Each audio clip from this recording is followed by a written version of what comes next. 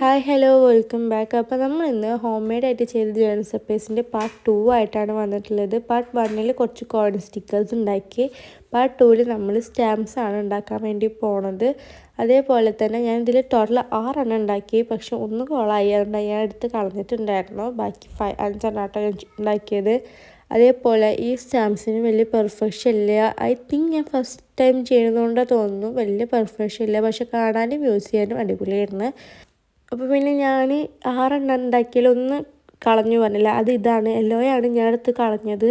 എനിക്ക് സൺഫ്ലവറാണ് ഉദ്ദേശിച്ചത്, പക്ഷേ എനിക്ക് തീരെ ഇഷ്ടമായില്ല, അതുകൊണ്ട് ഞാൻ എടുത്ത് കളഞ്ഞിട്ടുണ്ടായിരുന്നു. ബാക്കി 5 എണ്ണം അതിൽ red, blue, purple, pink, brown ഇത്ര കളേഴ്സാണ് യൂസ് ചെയ്തത്. റെഡിൽ ഞാൻ ഒരു ചെറിയ ഫ്ലവർ വരച്ചു, എനിക്ക് ഇഷ്ടപ്പെട്ടു.